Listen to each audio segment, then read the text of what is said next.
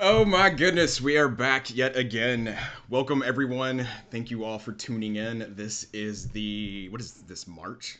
I always forget what month it is. I do every episode. It's like, wait, what month are we in? The March 2021 edition of the Windows Insider Webcast. We are super excited to have you here. Like I said, we appreciate you joining in.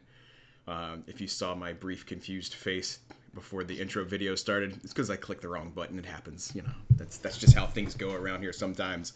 Um, Quick audio check. Okay, Eddie says it's good. I do want to check anybody in the chat. Somebody give me a thumbs up that the audio sounds good, real quick.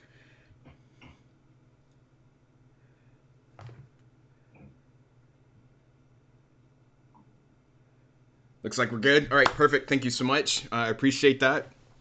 So, on the heels of last month's fantastic webcast, we have two more, I don't know, wonderful guests that we will be bringing on today. We have multiple folks from each of the topics today. First up, we will be talking about virtual desktops. We have folks from that feature team here. Going to show you some cool stuff and then take some Q&A from them. And then secondarily, we have the Aperture folks here. We have some pre-submitted questions that we captured from some insiders and some folks internally. We will go through that material. Hope you really are going to dig what we're going to share with you today. So without further ado, let me bring on the crew, right? It's your favorite group of insiders. Let me get them brought up. And hello, here is everyone. Myself, Amanda, Brandon, and Jen. Y'all want to say hi. We're not the stars of the show today. The guests, the other teams that we have on, they are as usual. But I will afford everybody an opportunity to say hello real quick. We'll all be in the chat, of course, as usual, taking questions and responding or whatnot. But in the order of folks, at least the way I see them on my screen, Amanda, do you want to say hi real quick? Hi guys, I'm Amanda Legowski. I lead the Windows Insider program, and I'm super excited to introduce you guys to the people we work with every day today. It's cool. Awesome. Brandon. Hey guys, I'm Brandon. I am also on the Windows Insider program team. You guys know me, so I'm just gonna say hi. we do have a good set of people today that I'm really excited for you guys to hear from. So excellent. And Jen. Hello, this is Jen reporting live from the couch. That's what we should have done. We should have said where we're reporting live from. I'm in my office chair. Oh goodness. Well, I spoiled it a little bit. Normally, this is where I tell you who the guests are, but I've already done that. So, without further ado, let me go ahead and do the switch over, and we'll start bringing up the guests for today. So first up is going to be folks representing the virtual desktop world. Thankfully, Eddie is awesome and he knows how to work the wizardry with OBS. So you see the name tags of each of the folks who will be presenting. But just as we did with the insider team, we'll take a moment so folks can introduce themselves. Amaya, could I please get you to introduce yourself? Hey everyone, I'm Amey Kulkarni. I'm a developer working on virtual desktop features, and we are quite excited to show off some of the improvements we have been doing, and those are the ones insiders have been asking for a while. Excellent. Leo. Hey everyone, I'm Leo. I'm a PM on the Windows team and work on virtual desktops. So like Amaya, I am really excited as well. Awesome. And Ben. And I'm Ben Stolovitz, and I'm also an engineer on the Windows team, and I work on virtual desktops too. Fantastic. So I will turn the reins over to each of you. I know that you have some things that you wanted to show, some stuff you wanted to talk through. So I don't know, do you want to just jump into a presentation, or are there some things you wanted to talk through kind of as an introductory level first? You tell me how you'd like to proceed, and we will make it happen. Maybe I can just give a quick intro, and then I'll hand it off to my lovely colleagues, Ben and Amaya. So yeah, today we're really excited to talk about some of our new improvements for virtual desktop. We know that insiders have been asking for it for a while now, and the two improvements that we're going to present today are one, virtual desktop reordering. So we're allowing the capability to go into task view and be able to reorder your virtual desktops by dragging and dropping. And then the second thing that we're going to showcase today is the ability to change a wallpaper for each of your virtual desktops. So previously, you would have to have only one wallpaper for all your virtual desktops. We're unlocking that capability to have different wallpapers for each of your virtual desktops. So yeah, I'm super excited to show these off today. I don't know if Ben or Maya want to go first. Maybe Ben can go first, but let's talk about the reordering. Okay, you talked about reordering. I'll put my screen up and show it off. All right, give me just a second. I'm switching over. It's going to show my lovely face momentarily. All right, the show is yours, sir. All right, so if you've used virtual desktops before, you can get to them from task view. When you pop up in task view, I have already created some virtual desktops. And, when you're working on virtual desktops, sometimes you pull up some stuff and you have Edge open and suddenly you realize, well, no, I want a clean desktop at me first. Well, now just drag it and it's your first desktop. And you can reorder the desktops at will. You can do it with the context menu. You can do it with keyboard shortcuts, Alt, Shift, arrow keys, left and right, just moves them all along. And we paid special attention to the accessibility of it too. So hopefully everybody, no matter how you use your computer, can do this really quickly and really easily. That's it. Excellent. Yeah, that part of it's like, some people only have 2 desktops, and then like the ordering doesn't make that much of a difference. But when you start getting 3 or 4, like preparing for demos or really trying to maximize screen space, that's when because currently virtual desktops don't cycle, it's like all the way to the left or all the way to the right. You may want to make sure both or 2 items are together if it makes more sense. Like if you need spreadsheets to be next to a bunch of websites or something like that, right? Exactly. I love reordering desktops. I've had the pleasure of using it for a while, and it just makes my day every time I get to drag one and it's where I want it. I can switch back and forth between my work and some research or settings if I want to be messing with settings. While you have it up, do you want to demo renaming your desktops? I did. I actually secretly renamed one. I said, we were talking about having so many desktops, and I named one too many. Excellent. But Maya was laughing at me the other day. I always add emoji to my desktop names because I find it makes it easier to quickly identify them at a glance beyond just the name. Well, if I can get the emoji picker open with the period, there we go. Let's see. What shortcut did you use to pull up the emoji picker? One period, the best shortcut on Windows. I don't know if we have support GIF names yet, though. Let's see. Home. This is my home desktop. Well, yeah, so you've been able to rename desktops for I actually have no idea at this point. 2004, so about a year or so.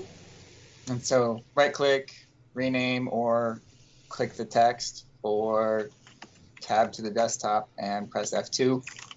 I don't know what the work emoji is. That one. That's some kind of work. It depends on how I feel in the day, how good the reordering's going. Right. One day it's a thumbs up. The next day it's an angry face. The next day it's a spreadsheet icon. Yeah, you can change. Also, now you can reorder it too. You can have 2 work desktops and keep that one at the far back. And then things go bad. You're like, the work I want to pretend doesn't exist, and then the work. It's the hard work of looking at pictures of dogs on Bing. That's very hard work. Yeah. I mean, who doesn't love cute puppies, right? Come on. Mm-hmm. I pulled this up trying to, share some of the types of work you do when you have to research pictures of dogs and put them in your Word document. But then I realized I don't think I have Word installed, so maybe WordPad. Notepad. You can't. Can you put New pictures in icon. Notepad? Oh, no. You can put pictures in sticky notes. Hey, so I have one random question because, for better or worse, right? I'm gonna bring it back so they can see all of our smiling faces while we talk a little bit. For better or worse, virtual desktops isn't something I've used a ton in the past, right? I know I'm admitting it, right? There's so much stuff packed into Windows that I don't get to use it all. It's my own fault here. Is there a limit to the number of these that you can create? Because I was getting a chuckle a minute ago because it was just like click, click, click, click, click, and I was like, that's a whole lot. And so, Someone what filed is a the bug cap? on me. Like, someone filed a bug on us. It had to have been like 3 or 4 years ago, and they were like, after adding 746 virtual desktops, my machine starts to have a bad time. Okay. Okay. So. And I'd just like to say that most people don't add that many.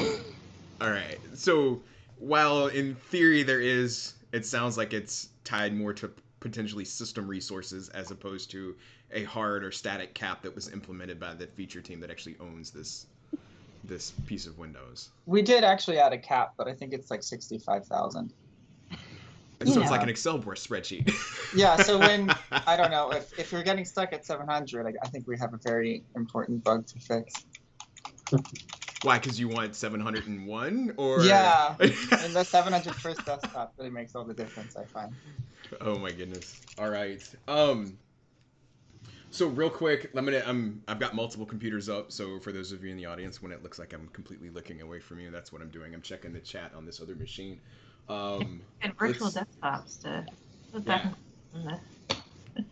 Yeah, right. I should just click back and forth. I'm just checking to see if there's any questions that have popped up in the chat.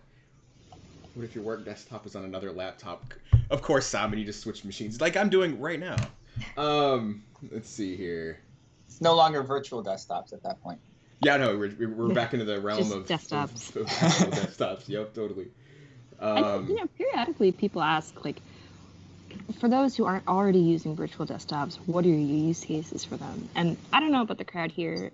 For me, I have 3 use cases.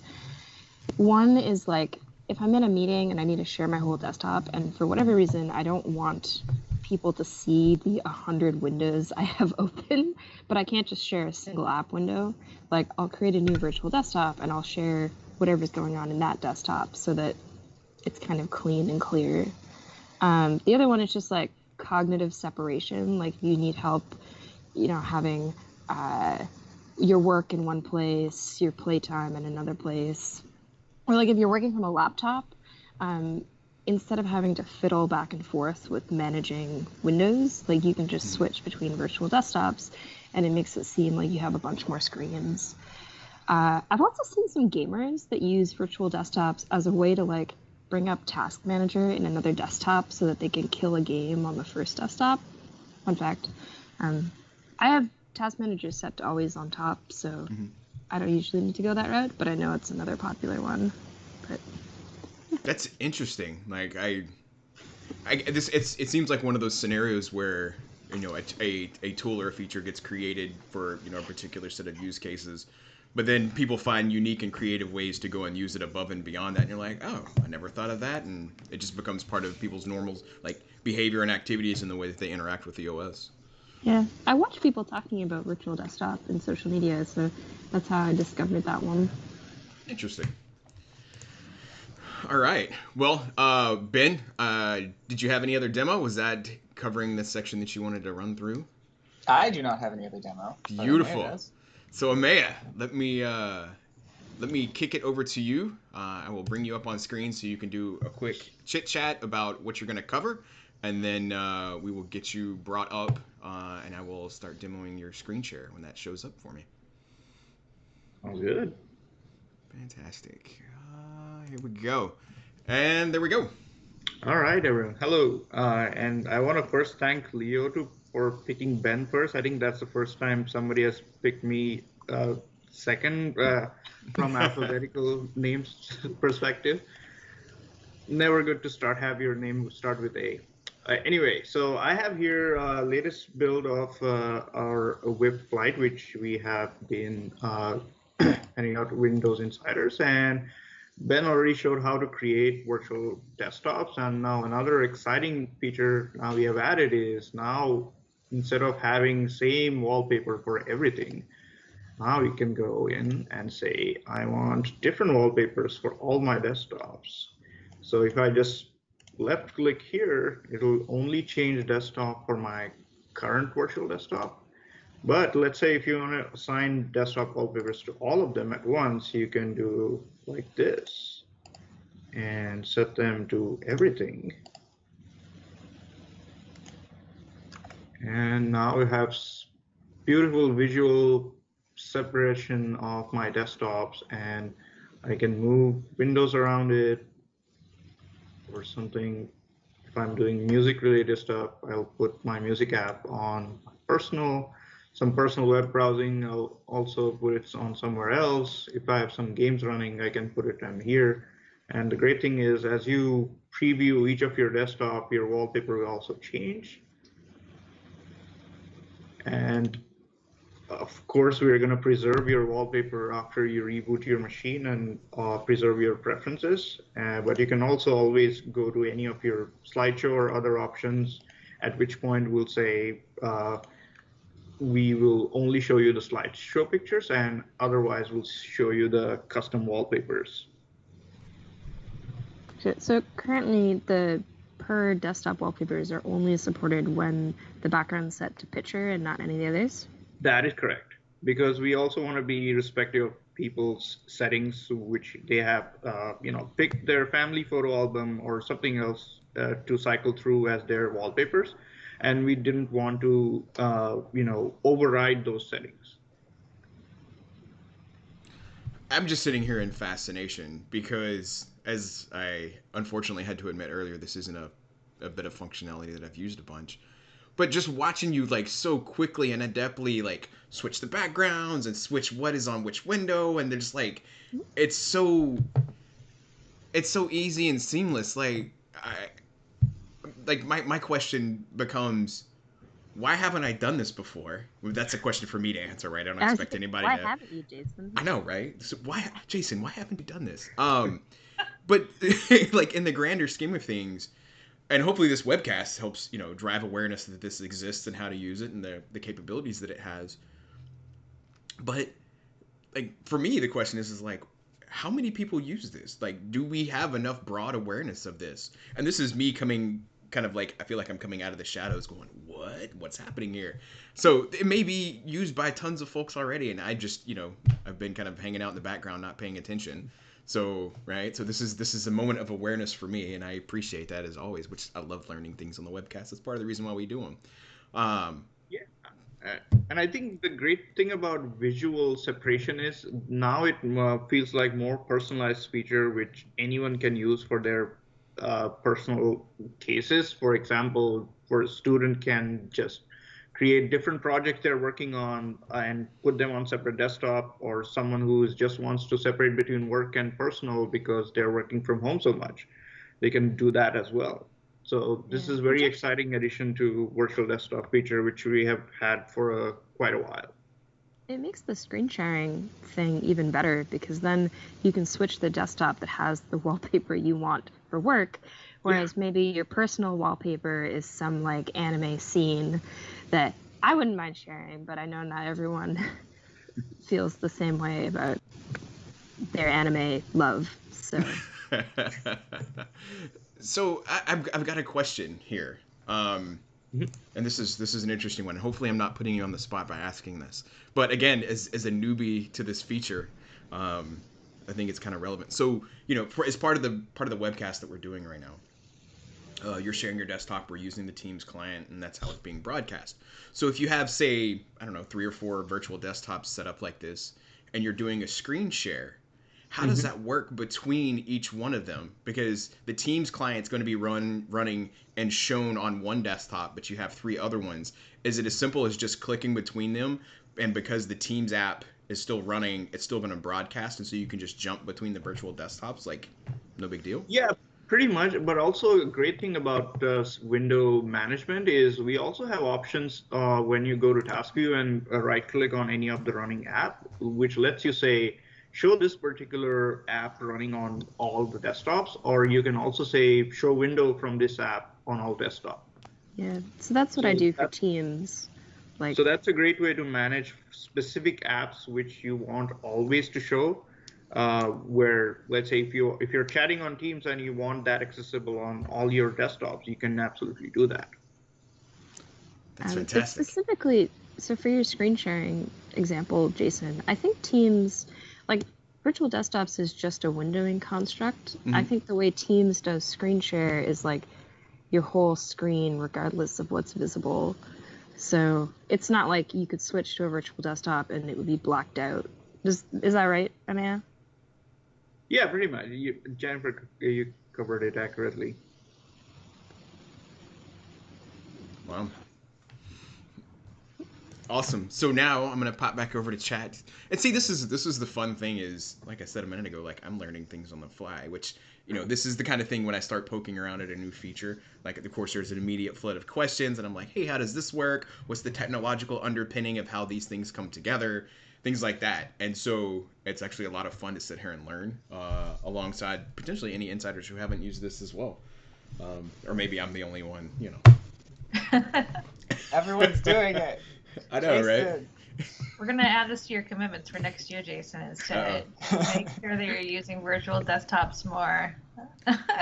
I will succeed at this. I will ace this objective. Okay. All right. So for any of us, I know there's folks helping watch the chat. Eddie, I know you're monitoring the chat as well. Yeah, Eddie put some questions in the chat, in our Teams chat, but Yeah. one of the questions was, we had an insider want to know a little bit more behind the scenes to make this work. And if Amaya and Ben and Leo can talk a little bit more about that. And then, you know, I think some folks were commenting that they wanted to hear more from the feature teams on how they, like from Ben and Leo and Amaya, like talk a little bit more about how you guys are using this and how it's changed your flows and as you were building the feature and adding these capabilities. Sweet. I'll take first quick stab for wallpaper feature work, which we did. I think it was definitely challenging. I know from outside, you know, I have a few friends who just asked me, like, how hard is it to just add wallpaper? It turns out it's quite hard, and that's one of the reasons we have not been able to do this earlier, because it took unbelievable amount of complexity to make sure it's highly polished feature work, as well as you know, it doesn't break all the complex scenarios which Windows have from legacy perspective, as well as what might come up in future. So yeah, like from personal perspective, I always use virtual desktop as separation of my work versus personal space. Or as Jennifer mentioned, the most common use case I have is if I'm presenting something, and a lot of times I have, you know, like a personal wallpaper setup, which is pictures of family, which I, you know, don't really want to present on a, you know, meeting with a very professional setting. So I always create desktops to do that. And previously I had to change wallpaper when I was presenting because it didn't have. Now I can just have a separate wallpaper and just present that desktop and have that my presentation desktop, which has been great. Yeah, sometimes I have to switch back to the anime desktop when I'm presenting so that, you know. If I'm presenting to Jen, I have to share that, yeah. I mean, Hero Academia. I know that just started listing all the anime. The work that we did, I think, was like across, you know, 2 or 3 teams. It was all up and down the stack. There's a lot of moving parts to virtual desktops. I don't know. Personally, I've used virtual desktops for quite a long time, and I like the feature a lot. And so getting to actually work on virtual desktops and make it better and implement something that I really care about was really, really fun. And seeing everybody, you know, coordinate it across the many different levels is just absolutely ridiculously cool. And I know personally, Go ahead. the feedback helped. Oh yeah. Yeah, we love all the feedback we have. We have like a list of like, oh, these people are talking about this and this and this. I know personally, I think I've used virtual desktops pretty much every day for many years. When I develop, I always just like spin up like 2 or 3 desktops. I have, with web dev, I have my web browser in one, I have my code in the other, and I have my terminal in the other one. I'm switching back and forth between them. And seriously, reordering makes that so much nicer. I mean, before it would be I would have 3, and then, oh man, I need my terminal to be next to my web browser so I can verify if it's compiling, and then I have to drag all the windows. Now I just drag the virtual desktop. It's just so much breezier, and I really like I love the wallpaper because I feel this joy every time I switch wallpapers. I'd like, oh, it's the new wallpaper time. I want to choose another picture of space or anime, and being able to get that joy like multiple times a day, and also not knowing that you're not really blowing away your main wallpaper is really nice. Yeah, I will say, like, one of the things for me is I go through phases where I want to change my wallpapers a bunch, where I change them a whole bunch, every day or a couple times a day, just depending on like mood or whatever. And then I'll realize, oh, hey, it's been 2 or 3 months and I haven't touched my wallpaper. I should probably, get a little refresh going here. And so it's interesting being able to do it in a multi scenario such as this. But Yeah. So Leo.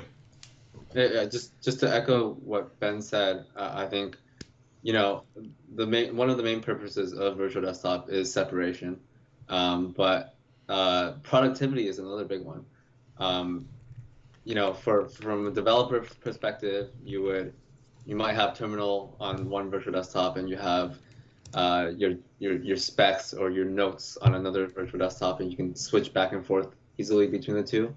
But personally, I use things like PowerPoint, things like Word, things like Excel pretty often, and switching back and forth gives me, more information. Where I just look at information from one virtual desktop, and then I can switch back and kind of work on whatever I was working on. And I think reordering is super important for me because sometimes I want to be able to just switch to the virtual desktop next to what I have right now. So instead of having to delete my virtual desktop and then creating a new one, I can just reorder it. So yeah, definitely a lot of useful features personally for me. Awesome. Brandon, I know you had captured a couple more questions that had come in chat, and I'm scrolling to try and find them real quick. Let me see here. Where did it go? Maya answered one of them. Yeah. There's a lot of questions in general about the app instances and how app behaviors work across the virtual desktops. So if I'm like summarizing a theme, we've gotten just a handful of questions around that, and like opening multiple instances of the same app, etc. Yeah, we unfortunately don't have anything more to say, but I know the app instances or how app startup on each virtual desktop has also been one of the top most requested. But as you might have guessed, just like wallpaper, things become very complicated when you start dealing with window management. And we, even from internal Microsoft audience, we get super strong feedback if slightest of those things are changed. So it's a complex problem to solve where everyone is happy, or at least none of them are angry. You got to keep your business partners happy, right? So I'm gonna kind of digress for just a moment, but it's for a good reason. One of the interesting things was in some project work that I participated in last year, was in the space, especially when it comes to like windowing things. was like the API stack and how things get called and like the complexity of the way you call things and what's available and how does it render. And these are things that have been in Windows for ages, right? All it does is take a little bit of exposure to kind of better understand that. And so that's actually one of the things that I'm hoping to cover either in a future podcast or webcast, is to dig a little deeper into the API space. So for any of the viewers out there, if that's something you're interested in, like leave me a note in the chat, and you know, I can use that as a guidepost as to whether or not it's a topic we should cover. Let's see here. Brandon, you did a good job of summarizing that. Let's see here. Were there any other key questions that we need to cover? I just want to make sure we've got responses for all the things that people wanted to ask. Dun, dun, dun. Someone asked about the adoption rate, and I'll say just offhand it's lower than we want because Jason's not using them. Yeah, like I'm already a -1 use case. So after today, I will become a +1 use case. So whatever the percentage is, it's that percentage plus 1 user. I don't know if I'm enough to swing the percentage. Hopefully not. Hopefully there are so many people using it that me jumping on board doesn't actually make a noticeable difference. But I will absolutely say that I will be a +1 after this webcast, because I've already got some things that I want to go and test out. And apparently it's going to be on my Connect next year, so I have to use it anyway. So that's great. So if somebody asks why didn't virtual desktop usage pick up after this, we can just blame you, Jason. Uh-oh. All right. So now, okay, this is getting pretty big. I'm gonna have to talk about it in every webcast. I'm gonna have to talk about it in every podcast. I'm gonna tweet about it every day. Like, this is gonna be a thing now. Like, you're gonna have to have a special desktop for like launching flights. We're gonna get we'll get some energy around this. We'll have a Kale dedicated virtual desktop. It'll be fun. Did you say Kale? Oh my God. Totally slipped that in there for folks in the webcast chat. We were chit-chatting about food of all things, and you know, before we went live, and the topic of kale had come up, and so that's where we're going with this. It's just funny. Apparently there are sharp opinions about kale, crunchy kale. I don't like kale. Whether it's soft or crunchy. Either. Yeah, it's not my thing. Kale chips aren't bad, but like, oh my goodness, only if you spice them. But then it's just like, you're just eating the spice. You're not eating the kale. You're hiding the kale. It's a delivery mechanism. It's like I use chips as a delivery mechanism for salsa. I don't care about the chip. I just want the salsa. Oh my goodness, I'm sorry. We are like way off topic here, but this is part of the fun of doing these webcasts. We end up off in left field. And I knew as soon as I said the words, I'm going to digress here, I knew it was just going to go sideways. It's always my fault. So obviously the webcast continues. We do have another guest we're going to bring on. So Ben, Amaya, Leo, really appreciate you making the time to come and join us. Leo, somebody in chat said that you should learn how to market your superpower of immobility. It's a glitch with his webcam. Unfortunately, the image is frozen. Leo is perfectly capable of moving. If you're gonna pick a picture to be frozen on, it's a good. It's actually a pretty good one. Yeah, I agree. It is a good photo, and I told people in the chat that Leo is really good at staying super still, but throwing his voice. He's a ventriloquist, yeah. He's actually moving, you just can't tell. They're going to cast him in the next Jurassic Park, right? Since they're, based on movement. He's just going to sit there very still. He's going to be the only one at the end of the movie. Yeah. We'll all get eaten, T-Rex, and Leo's just going to be... won't be able to find him. T-Rex will be just wandering the park going, where's Leo? Oh, my goodness. All right. Well, hey, we're going to switch segments. Really appreciate it. Hopefully y'all hang around, and if there are other questions that pop up in the chat, we can try to address some of those. Eddie can help funnel some of those, and we can answer them if need be. But to each of you, once again, thank you so much for making the time. Really appreciate you being here. And then to all the insiders, especially such as me, because I'm in the same boat. If you haven't used this functionality before, give it a whirl, and then take a minute and share feedback. If there's something that you love, let us know. If there's something that you would like to see, of course, go in and see if it's already been filed and upvote that. Or if you're using this and you bump into a bug, hopefully you don't, but if you do, make sure to send that over so we can get that 701th desktop put in place. I'll leave that one for you, Ben. I have to spend the time hitting the keys 701 times. and see when it actually runs out on you. All right. Yeah, we are super paying attention to all that feedback. So please send it in. And thank you everybody. It was a ton of fun spending time with y'all.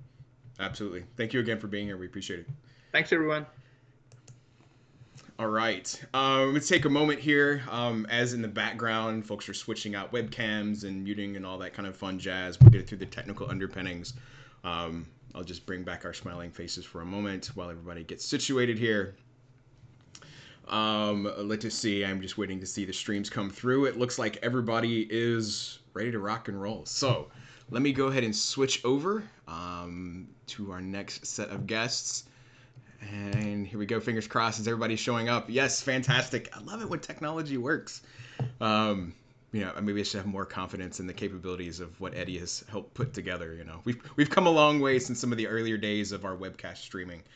Things have improved greatly. Something of which. Big clap for Eddie. Yes, big clap for Eddie indeed. So as you can see, there are 3 new faces on the screen that you are now seeing. Eleanor, Ryan, and Fani. These are the guests that we have today for the second topic, which is Aperture, as we noted earlier in the call. So real quick, I'll take a moment. As you can see from left to right across the bottom, we'll start with Eleanor. If you could please take a moment and introduce yourself. Absolutely, yes. Hey, everyone. Super excited to be here today. I'm Eleanor Wart, and I am a program manager from the Aperture team. Good to have you. Ryan. Hello. Hey everyone, my name is Ryan Carter. I'm also a program manager on the Aperture team. My main focus is Edge and Office Compact. Fantastic. And of course, Fani. Hey everyone, I'm PM on Aperture team focused on Windows 10 on ARM, as well as Windows Virtual Desktop, all Windows. Awesome. So, so we will just jump right in. Eleanor, I don't know if you want to start the show. I will jump over to you. And so let me ask real quick. Do you want to jump straight into a demo screen, or did you want to talk a little bit about what Aperture is and kind of how it came about? Yes, so I have a few slides to basically introduce Aperture and what we're going to be talking about today. So I'm going to kick it off with some slides just to give everybody some context, make sure you know what Aperture is. I know it's interesting name, but I'll go into detail there on what we are and what our scope is for our program. And then towards the end, we'll actually have Ryan and Fani here to ask some more technical questions or answer some more technical questions. So I'm going to go ahead and kick off the slides. And Jason, let me know if we're all good to go on the slides here. You absolutely are. Perfect. Okay. So hey everyone, I know we just introduced ourselves. There's our official titles if you're interested in them. But today I'm going to talk through a little bit about Aperture, the scope of our program, share some customer scenarios so you get an idea of the sorts of things that we're helping customers with now, introduce you to how to get in touch with our program, and we're going to end with Q&A. So if you have questions as I'm speaking through these topics, feel free to throw those questions in the chat and we'll be monitoring and we'll get to those questions towards the end today.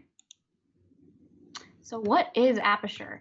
Aperture was actually built 2 years ago, and we started with the promise that we would really help customers fix those apps that didn't work after upgrading to Windows 10 or at the time to Office 365 Pro Plus.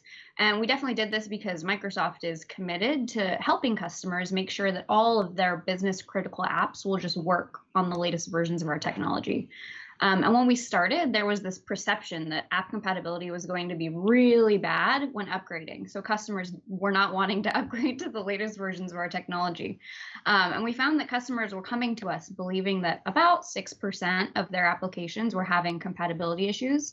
But since our program inception, we've evaluated more than 750,000 applications. And in reality, it's actually less than 1/3% of them that actually require some sort of remediation from our team. So in other words, that's 99.7% of your apps that will just work on the latest versions of our technology. And this is 100% because Microsoft is building these new products with compatibility in mind. They know that customers need their apps, and they're totally keeping that in mind when they're launching these new versions and updates. So it's really exciting to see the product evolution here. And for the small percentage of apps that do have issues, we actually will assign a dedicated Aperture manager to help guide customers through their remediation process from start to finish. Aperture is included in your eligible subscription at no additional cost, which is a great win for us. Like Microsoft just says, we're so committed to offering this support on application compatibility that we're offering it to you for free. So keep that in mind. Like, it's a great service to have there. And this includes customer apps, ISV apps, and sometimes it's Microsoft developed apps too. So if you're finding an issue with a Microsoft product, we'll actually work with the product teams to go and fix that bug in the product. So very exciting. You're getting like a direct line of communication into the product teams if you're finding any bugs in our products too. Really, the goal here with our entire program is to leave your business in a better state after you work with our team. So this includes also helping to make sure that your apps are future-proof and resilient to those subsequent product updates, and making sure that the remediations that we're providing are not going to compromise the integrity of your application security too, because we know security is really important here. So as a quick reminder, I'll have more links at the end of this slide deck, but feel free to navigate to this aka.ms link if you have more questions about eligibility for the program. Quick snapshot here. Really just wanted to show some numbers. So I already mentioned the 750,000 applications, and these are applications that customers are coming to us thinking are broken. So these are all of the applications that are in customers' estates when they come to us asking for remediation assistance. Out of all of those 750,000, sorry, only like 2,300 of them have actually needed help from us. So again, it goes back to that 99.7% of apps just working when you're upgrading. And we've unblocked over 80.7 million devices from application issues and prevented 39.6 million help desk escalations, which has led to a cost savings of over $6.8 billion in customer support. Customer support can be expensive, so we're here to let you know that we'll help you at no additional cost. So that's a very exciting feature here. And we're definitely committed to making sure that those apps will just work when you're upgrading. So these are some of our promises that we have here. So Windows 10 and Microsoft 365 apps were the reason our program was started, because Windows 10 was just coming out. We knew that customers were nervous about upgrading. So we started with just Windows 10 and Office products, and then we've since expanded our scope to a variety of other products as well. So a common fix or customer issue that we see for Windows 10 and Microsoft 365 apps is just like having issues with compat shimming or settings changes, or that's how we're fixing those problems, right? So this is where we'll work with you to create a shim or a small library where we're modifying the parameters that are getting passed to an API to resolve those compatibility issues. For Microsoft Edge, IE mode now makes it easy to use all of your site's organizational needs in a single browser. So Microsoft Edge is using the integrated Chromium engine for modern sites and the Trident MS HTML engine from IE11 for legacy sites. So lots of compatibility now that we have things like IE mode within Edge to help you use those legacy apps. Windows Virtual Desktop, this is one of our newer promises that we offer through App Assure program. But Windows 10 Enterprise Multi-Session enables multiple concurrent interactive sessions and is supported exclusively in Windows Virtual Desktop, also known as WVD.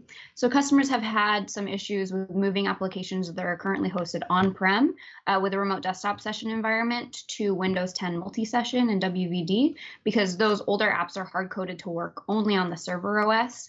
So our App Assure engineers can actually work with people to provide guidance for either updating the application code or updating the installer to make sure we're getting the application working on WVD. And Windows 10 on ARM devices, this is our newest of the App Assure promises. But for customers deploying Windows 10 on ARM devices, such as like the Surface Pro X, we're now offering our compatibility promise to them. So PCs have traditionally been powered by x86 processors, but now there's a growing ecosystem of PCs powered by ARM-based processors. And so the ARM architecture enables PCs to have a lot of additional benefits, such as like all-day battery life or built-in LTE cellular connectivity. And some 32-bit apps that don't rely on drivers will just work using the x86 emulation on ARM devices. And the 64-bit emulation feature is currently available in the Windows Insider preview.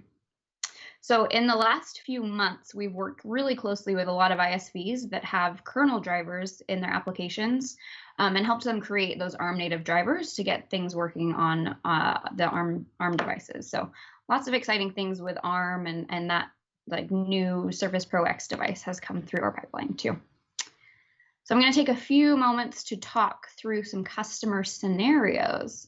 So we've had a success story with a large American health insurance company. So they were using a shortened URL pattern as an easy way to give employees access to companies' internal sites. But after deploying to Microsoft Edge, that internal shortened URL link was actually redirecting incorrectly to an internet search of the word in the URL versus to an internal site. So it wasn't seeing that internal site link correctly. It was assuming that it was a search query. So it was popping up Bing and going straight to Bing to search for your internal site, which is obviously not the workflow we want here. So after our support engineer was engaged with the customer, they discovered that it was actually a / in that shortened URL pattern that wasn't considered proper punctuation in Edge, and this was causing it to appear as multiple words, which was leading to the internet search query. So our engineers engaged the Edge team, and we were able to submit a bug and let them know that that / wasn't showing up correctly, and they were able to add that to the Edge punctuation policy list and resolved the customer's concern. And this unblocked 120,000 users within this large health insurance company. So very exciting to see the impact that we have here for these large enterprises, but also we help obviously much smaller companies as well unblock their devices as well. Another customer story here. So our next is for a national shipping company that was attempting to upgrade from Windows Server 2016 to WVD, but their routing optimization application was experiencing a runtime error on WVD that was actually preventing the customer from upgrading fully to WVD. So our engineers were engaged, and they realized that their WVD had a component configured that was disabling short file names, and this led to the application being unable to find the correct file paths that it needed to launch the app. So our engineers actually worked with the customer to add the registry key setting to enable short file names. And once this application was reinstalled, the issue was resolved and the customer became unblocked from their WVD deployment. I have just one more customer scenario to share with you before we hop into Q&A, so keep thinking of those questions.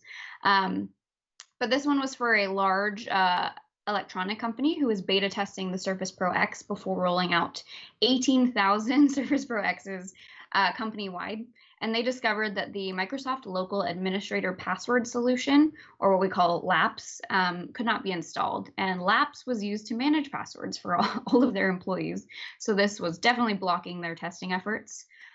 So we partnered with the Surface engineering team, and our engineers discovered that the installation issue was actually related to a GPO plugin that was incompatible with ARM processors. So we recompiled that application to be ARM native, and the customer was successfully unblocked. So super exciting stuff here. I know we have a lot of customer scenarios. We can absolutely share more with you if you're interested in hearing more about this, but I want to jump quickly into some resources that you have available to you, and Fast Track is one of those. So Aperture team actually sits under the Fast Track umbrella.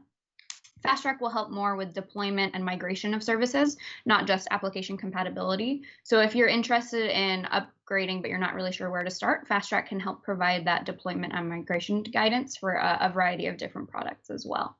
So there's more information here if you're interested, but also if you just want to get in contact with Aperture, here are some links. So aka.ms/Aperture, or feel free to email us at achelp@microsoft.com.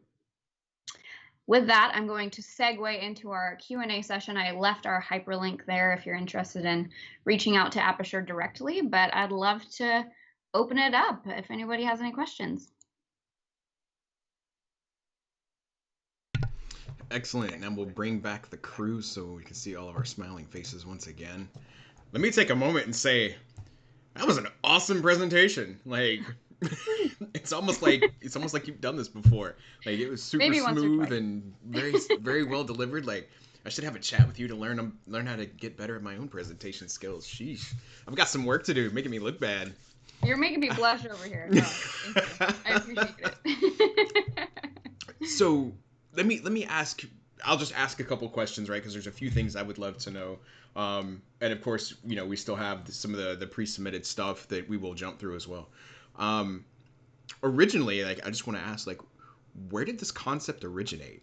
Like, it doesn't seem like it was just some, random thing. Be like, hey, maybe we should just try this thing randomly. Like, it seems like there was actually a pent up customer need, and that, a group of folks came together and were like, hey, we should give this a shot. Can you like share some of that background?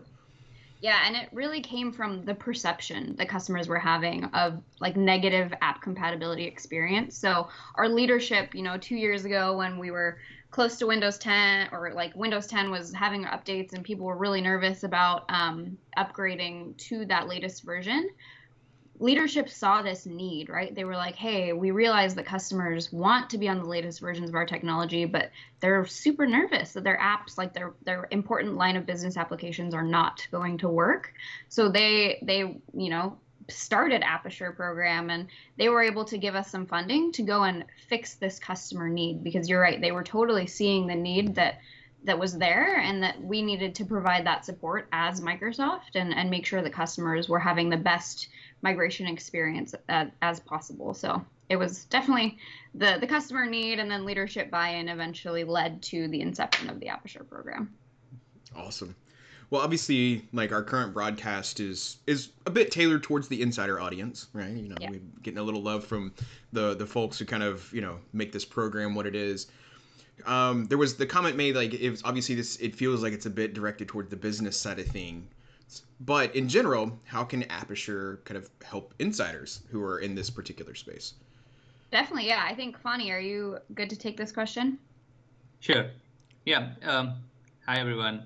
If you are an ISV developing apps for Windows 10, or if you are an IT admin who are testing applications on insider builds before you send them across to the business users, either ways, if you're running into any app issues when testing on insider preview, you can use our Aperture request channel and send them across to us. We would be happy to understand more details from you and help you fix those issues that you're seeing in insider preview build. And that would definitely help us address these issues when the builds go GA, right? That's the whole point of testing in insider preview, catch those issues ahead of time and make sure that they don't happen when the builds are GA. Excellent. And it appears, just as a reference, right, Fonny, it appears you have the same frozen camera thing. God. It seems like you borrowed the trick from Leo from the last segment. I don't know what's going on. If you do want to try turning your webcam off and on real quick, hopefully that'll correct it. I don't know if it's going to, but we can give it a shot. Is it better now? No. I think it's just teams being teams. So, well, we will figure this out. Maybe it's probably OBS. I'm not even gonna say it's a Teams thing because your webcam looks great on my end in Teams. So I'm just gonna say it's actually OBS. Anyway, there's always some little nuance that we end up having to work through. It's just kind of how life goes with the webcast.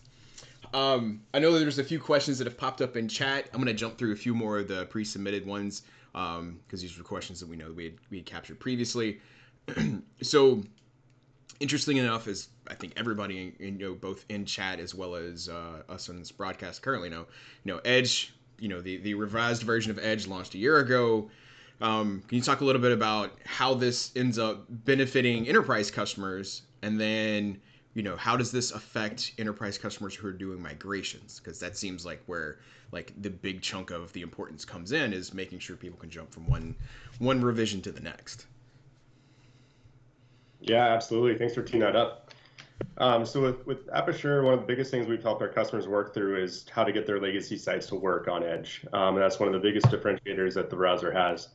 And we there's some confusion out there with, what is a legacy site, how you set it up. We've been working really hard on getting some tools available to make that a lot easier and help customers through that migration. So I could jump into a demo, and I'll keep an eye on the chat for Sure. for any topics that come up there too. Just wanted to highlight a couple of new tools. So depending where you're at in your deployment, in your migration, testing, wherever you are, some of these might be a little bit more relevant or less relevant, but a couple of things I want to highlight here. So let me get it shared up. Quick confirmation that it's shared. deploy and configure Microsoft Edge, and let me Perfect, get that yeah. shifted over. Beautiful. So this is a new tool in the M365 Admin Center, and this will help you deploy and configure Edge as it says. So what's really the benefit here is the previous process for doing your site discovery, trying to figure out what legacy sites you might have, really getting an understanding of your app inventory in your environment, was through Config Manager, through SCCM, through the Microsoft Reports Builder tool. It was it's tricky. There's a lot of steps. You have to get it just right. It's difficult to work with. So the teams have listened to that and came up with this wizard to work you through the scripts that you need to enable site discovery. So how you're going to get an inventory of all those sites and apps that are being used in your environment, what might have compatibility issues, and into how to configure those in Edge itself. So it's a great tool. Please check it out. We've got quite a few customers that have already used it. Some really good feedback. The team is actively developing it, so we're hearing a lot of good things from it. So clicking through here, I won't go through all the steps, but if I just want to get down to site discovery, which is the biggest thing that we see customers working through, is looking at their site data. So looking at the websites and apps that they have in their environment and coming up with a plan for them. And for the most part, their legacy apps just need to be set up in IE mode. So we're finding even still, there's not a ton of awareness around IE mode and how it works. So I can go into a demo of that as well.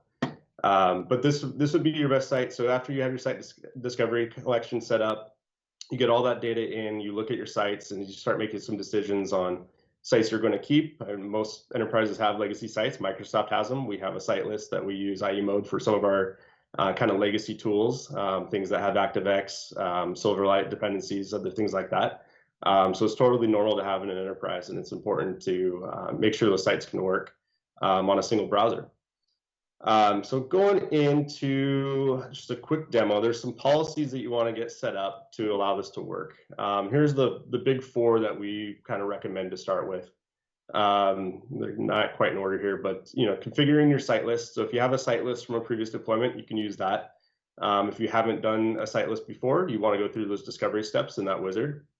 And then setting up the policies to be able to configure Inner Explorer mode integration. So that's the single browser ability to reload in IE mode, and then, launch in IE mode. And then there's a couple other policies, such as this one allows you to test in IE mode. So this is a really cool tool. I'll show a demo here. It's really great for admins to go through and be able to reload in IE mode, confirm functionality works before they have to manage their site list. And that gives it a quick testing ability to go through. And what that looks like, so see, we have it set here as enabled. We go over here to a test site. So a good old Microsoft Fabricam customer portal. We'll go to schedule a visit. Maybe this is a tool that's used in the enterprise that has been around for years and years and years. It's still needed for certain things, but a replacement hasn't been brought up on a timeline, and we just need it to work and get off of Internet Explorer. So we'll go here, schedule a visit. We see it pops up. Silverlight dependency, it's not going to work as is. So this is in Edge native. We see obviously what we expect here is not there. And since we've enabled that policy, we can go up to our settings menu, go to more tools, and open that site in IE mode. So that's going to give us the ability to test in IE mode before we've done anything with our site list. And if everything goes well, we've reloaded in IE mode. So now we have full functionality. What we'd expected to use, what works on IE, is working now on Edge. And now we have the ability to go and add this to our site list. So other users in our enterprise who use that site list can just go to the site and have it in the IE mode experience. The only thing you'll see up here is the IE mode icon indicating that it's rendered in IE. This is pretty powerful. So enabling that for admins, enabling the reload in IE mode is a super powerful tool. Cuts down testing time. You don't have to go back to your list. You can do it right in the wrong one. You can go right into your site list and add it directly here and be able to make sure that experience is equal for everyone across the board. So that's one of the biggest things that we've seen from Aperture, customers coming in, working through that list, getting their site set up, just being aware that modern browsers don't support pre-HTML5 technology like ActiveX, and that is prevalent on a lot of web apps and sites in many enterprises. So just awareness on that piece. I'll drop some links in the chat for more information. And of course, if you've identified any gaps, I know there was a couple comments in the chat earlier about sites still needing IE rather than being able to load in IE mode. Happy to look into those and can find out some more details from all of you on that. That is excellent. Seriously. Just knowing how quick it is, just a couple clicks and it's like, is this even going to work? Bam, it's done. Like, I'm actually a little bit of a loss of words because it just highlights how much effort has gone into this process. I don't know, just that whole cross-team collaboration. This is something we talk about a lot, but it's things like this that and even, you know, with the previous demos from the virtual desktop folks, like it goes to show how many different groups have to come together to make products like this a success. It's not just some person sitting there doing things in isolation and, hey, this is hopefully going to work. Like, it takes groups of people all working together, but then you end up with these smooth and clean products that help drive, you know, end users like individually, you know, businesses trying to do their migrations and keep their business processes and continuity kind of up and going. Like, this is a massive undertaking. And so knowing that, you know, a support process such as this is in place, and I'm still stuck way back at one of the very first things that Eleanor said, that it's free. I just, it still boggles my mind, but it's great to know how much effort we're putting into supporting customers. Because I mean, even, you know, the whole purpose of the Insider program is to try to take that insight, get that feedback, and then, you know, develop the best products that we can. And this obviously is another thing that's in place to help support. And even though it's, you know, it's an enterprise focused tool and setup, you know, this whole process, right? That doesn't stop it. Like, that's not it. That's the underpinning of what makes it fantastic, is we come together to support. And like the examples that you gave earlier, literally thousands upon thousands of users in a particular company, and that's one company that we were talking about in some of those examples, right? You take and multiply that out by every supported customer out there, and, you know, little changes like this have a drastic kind of domino effect, one to the next to the next to the next. Sorry, I'm you know, on a little diatribe here, but we share your excitement. It's good stuff. And our customers that have worked through it are equally excited, so we're happy to help them with that. Yeah. So I'm going to jump to a couple other questions that were here. And, you know, Eleanor, earlier, one of the things you had mentioned was in relation to ARM. And there's actually a couple of questions that we had pulled together related to that, right? About, you know, things about ARM that are exciting for customers. But in addition to that, what are some of the most common compatibility issues that enterprises see in this particular space?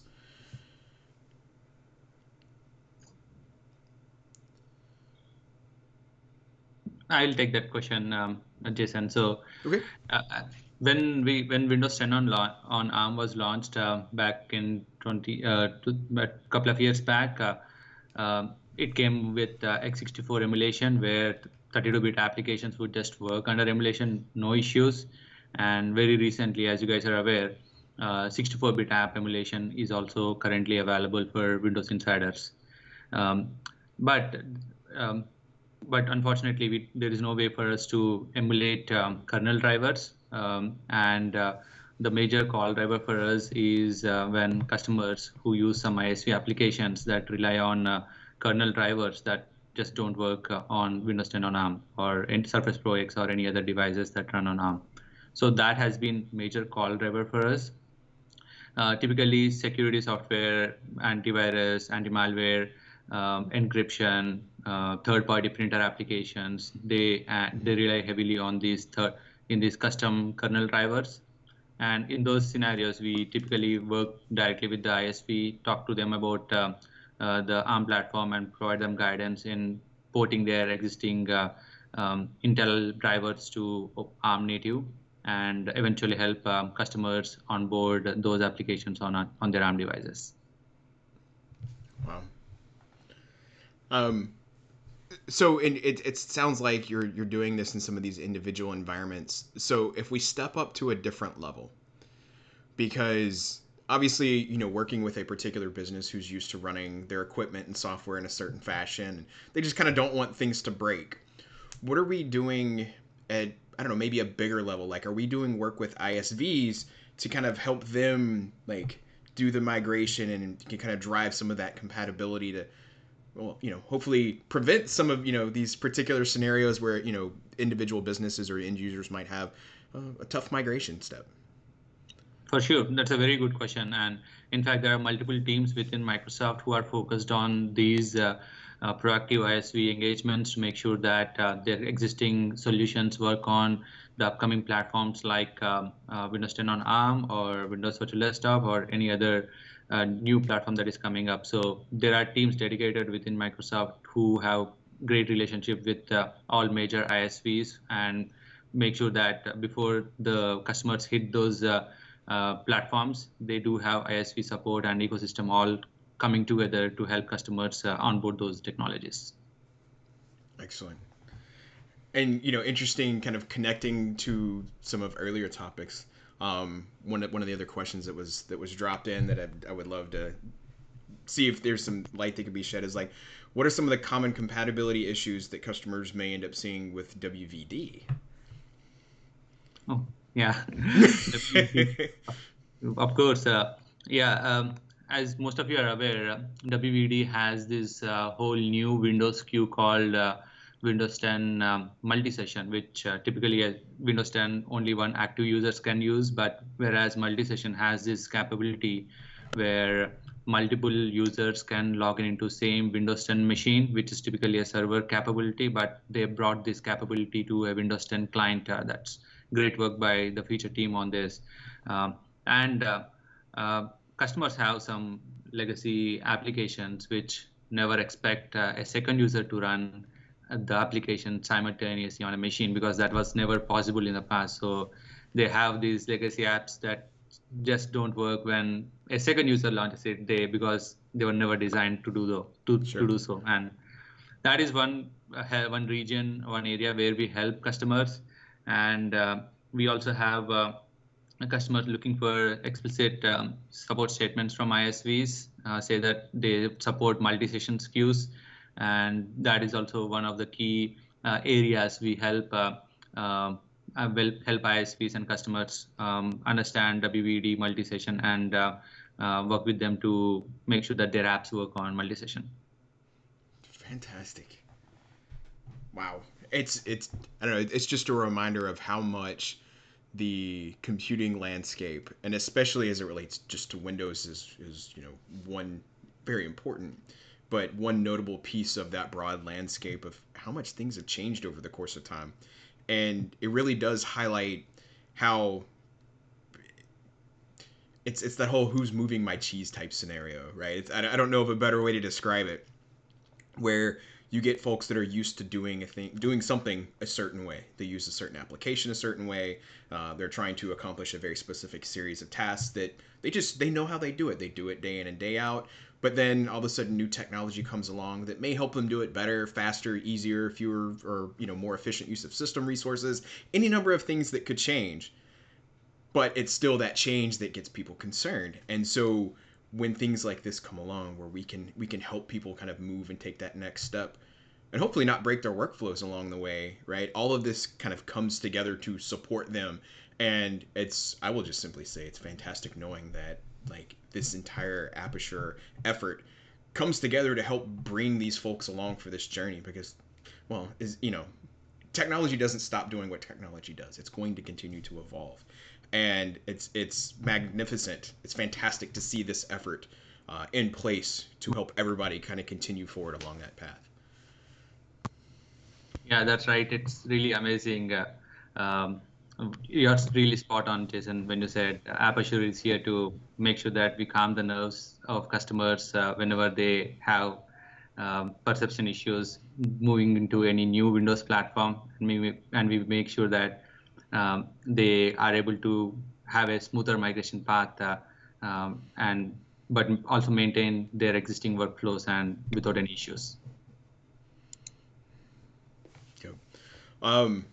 So I don't know if Brandon or Eddie by chance had dropped anything in our Teams chat. I'm going to take a peek over at the chat over in Twitch for just a moment, see if there's any questions that popped in there that we should cover. If anybody, obviously that's presenting or that's live on this session, if there's anything that you saw that you would like to address, feel free to jump right in. I'm just going to take a moment and scroll and do a quick check here. let's see here. Oh, and I will also, as part of the presentation that you displayed earlier, Eleanor, there was the link for Aperture. I'm actually reposting that in the chat right now. I want to make sure people have that link in case this effort is a benefit to them. When it help, obviously, part of this is just driving awareness that it exists, right? Got to get the word out so people know that they can take advantage of it. Absolutely. Share with everybody you know. And the good thing is we save these videos from the webcast broadcast. They get published up on YouTube, so we'll actually have kind of a record of this so that folks that actually want to learn about this and see that fantastic presentation that you gave, they'll be able to go back and replay it anytime they feel like. Just brush the shoulders off over here. I know, right? She's obviously let's see. I will say from my quick scan, I didn't see really kind of any like other questions that were out of context from the things that we had already covered here. There's some other things that we as a WIP team can answer because they're not necessarily related to the presentation that you just gave. And so with that, I'll give you like the floor for a moment. If there's anything else that you want to say, any closing words or tidbits of wisdom you want to share with the audience. I think really just thanks for listening. Feel free to reach out to us again if you do have any app compat concerns on those products. We're really here to help. Even if you're not sure if it's an app compat question, we'll find you the right team. We'll make sure you get help if you're experiencing any sort of problems on those technologies. So feel free to reach out. Thank you so much for the time today. We really appreciate it all. It's super fun being here. This is my first Twitch presentation. So well, I would say so much fun. Nailed it. Yeah. Yep. Oh my goodness. Well, Eleanor, Ryan, Vonnie, again, thank you all for making the time. Thank you for being here. Thank you for answering questions. Thank you for taking the time to share your knowledge, run through the demos. I no doubt this will benefit the listeners of, who are here live today, as well as the folks who will come across this information kind of after the fact as we share the video on demand and whatnot. And then we can just, do everything we can to help drive awareness of this effort. Because just in general, there's I'm repeating myself here a little bit, but I think it's important to say there's a lot of really hard work that has gone into making this successful, and we want to make sure that y'all get the recognition that you deserve for it, as well as driving awareness that it's available for people to take advantage of. Absolutely. Thank you so much, Jason. Excellent. Well, as we shift here, I will bring back the Insider team. My goodness, that was a lot of information. I feel completely enlightened by the things that I've learned today. Like I mentioned before, it's always fun coming to a webcast and taking a moment where I get to learn something. And it's something that happens every single webcast, because whether it's a new functionality that I haven't used, such as with the virtual desktops, I'll admit that, or with other things that are happening outside of what tends to be the very focused bit of Windows builds. There's so much more to what the Insider audience can learn, and it's really exciting for us to get to bring this type of information to you, because the Insider program isn't just focused on one user on one machine, right? Everybody coming together, everybody participating, it makes this program what it is. And it's not just there's folks in retail, there's folks in enterprises, there's folks trying to start businesses from scratch, and all these kind of things kind of come together, and hopefully this knowledge is beneficial for everyone who's trying to participate in this program in whatever way is going to help them be more productive, more active, more knowledgeable, kind of along the way. Thanks, guys. Yeah. So as Jen's throwing up the heart sign. So Amanda, Brandon, Jen, we're a little early, but I'll just say this was a whole lot of fun. This was a great webcast. Are there any things that we kind of want to cover before we wrap here? I know there's, hopefully a new build coming out this week. We got lots of feedback that came in from the build last week. I don't know. Anything any of you want to cover before we wrap here? I just wanted to extend my thanks to the teams for joining us. I think it's always, I always get really excited when we can introduce insiders directly to the people who are making these things and make that direct connection, so we can kind of learn from the questions that we get and share some more. And so I know everyone is incredibly busy at all times, so I just want to extend my thanks to the teams that are joining, and then the insiders and everyone who participates in these webcasts and stuff. It's always fun to see, and I'm really grateful that I got to see it today. Look forward to what else we might have in store for you guys later in this week. Not that Amanda's hinting at anything. Wink, See. wink. We still got some time. We can figure things out. Jen, any parting words? Not really. I mean, it's been really satisfying over the last couple of months to actually. I mean, I love resolving feedback. I mean, I love talking back on all feedback, but I love getting to check it off the list. And I just feel like the last few months, things have been picking up a little. And, you know, that virtual desktop request, I mean, especially the per desktop wallpapers, like thousands. We have thousands of people specifically upvoting, asking for that. Obviously, not everyone logs feedback, so I can only imagine even more people wanted it. So I'm just excited. I'm excited for what's there. I'm excited for what's coming next. Feels good. Awesome. Brandon, I will chuck the mic over to you. Do you have anything you want to add? I think you guys covered it pretty much. Just, yeah. I mean, it was a fun webcast. I'm glad we got, you know, the guests that we had to talk to our insiders. So I'm just happy and excited. Awesome. Well, hey, we are finishing a little bit early, but that is quite all right. I'll just say thank you to everybody who tuned in along the way today. We appreciate your time, making, you know, you coming to join us and listening to the good information that we have to share.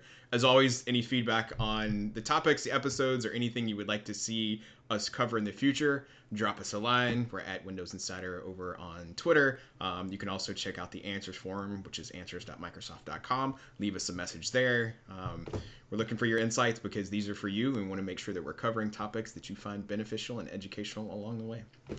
So with that, we will wrap up here. Thanks to all of the guests from today. Thank you for making this show fantastic. Thank you for your presentations and demos. To the Insider crew, and of course to Eddie behind the scenes for the magic that he continues to work to help bring these things to life from a technological perspective. This is all appreciated. It takes an entire crew, and we have a fantastic one that helps make this a reality.